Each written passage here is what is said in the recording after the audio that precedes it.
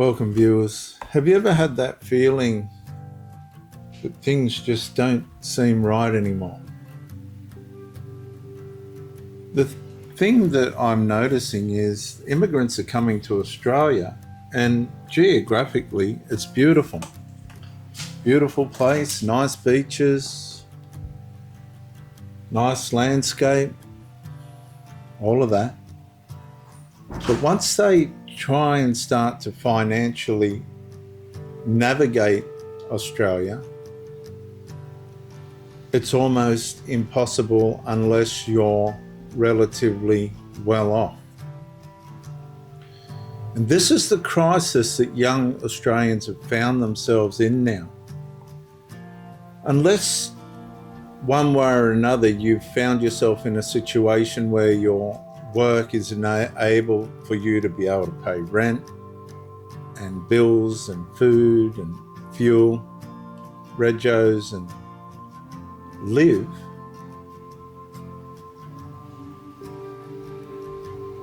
be it you young or old, because crisis strikes, it has no partiality, it'll strike whoever it likes. Australia can consume you pretty quick. And there's a lot of people now that have found themselves on the end of this financially abusive nation, because that's what Australia's become in its greed, a financially abusive nation. Now, one of the worst forms of abuse is financial abuse, because financial abuse brings with it catastrophic psychological damage. Because then the country, your ability to live and navigate and be well and function within this country is based on finance. I've had people that have said money's not important. Well, try living in Australia without any and see how long you last. Have you ever stood over something broken? It's just broken and realised fixing it had become more expensive than living without it? I've got a couple of elevators. I'm a masonry contractor.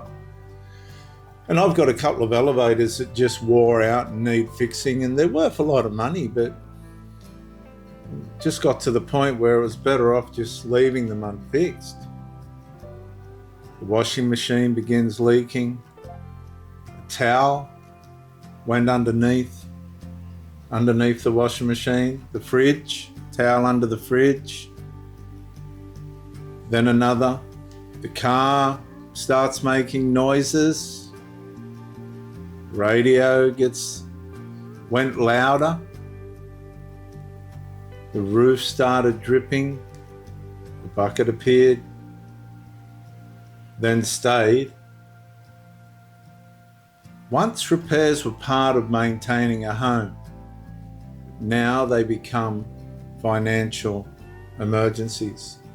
Now, for those of you that haven't found yourself in this situation because you've made right decisions in life, and not necessarily right decisions, you just picked the right profession, you may have got an inheritance, life hasn't been difficult for you. This video is not for you because you won't comprehend it. This is for the strugglers, the ones that are really on the bones of their ass because of the cost of living and its catastrophic escalation in Australia. Because once repairs were part of maintaining a home, but now they've become financial emergencies.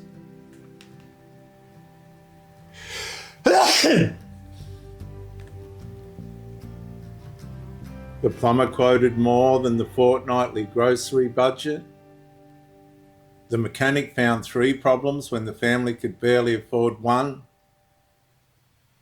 The electrician warned that the switchboard was unsafe.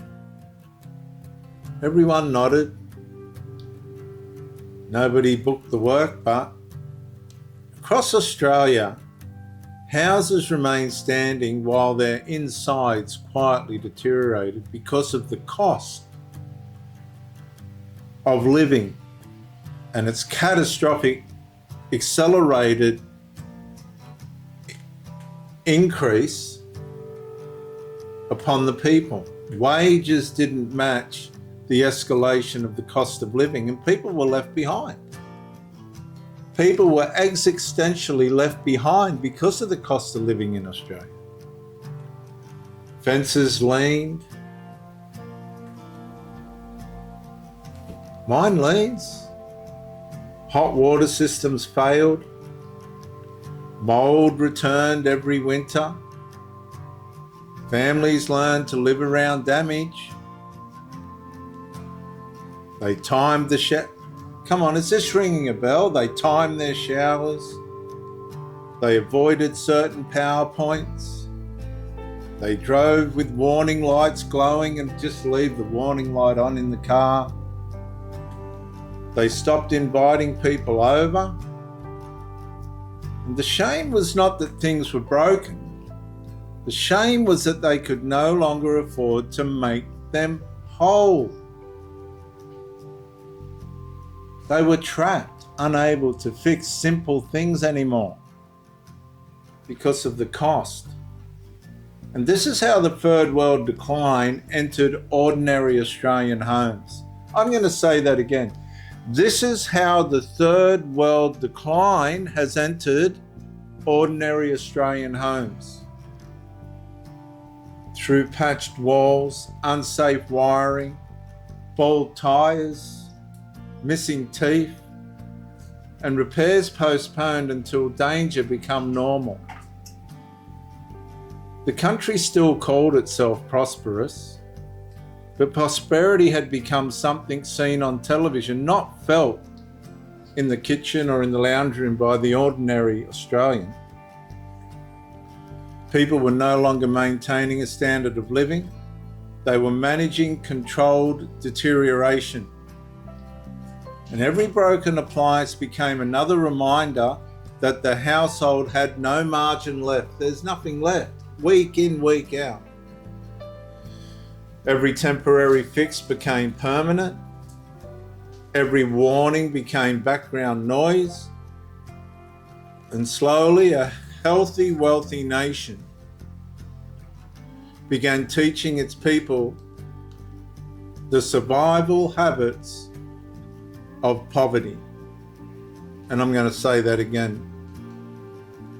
Slowly, Australia, which was a wealthy nation, began teaching its citizens the survival habits of poverty. And sometimes national decline is not measured by what stops working. It's measured by how long ordinary citizens are forced to pretend the damage can wait. And that's why Australia has become, for many, not a minority, many, a third world nation. And people, immigrants, are coming to Australia thinking they're gonna prosper. Not if they don't bring the wealth with them, they're not.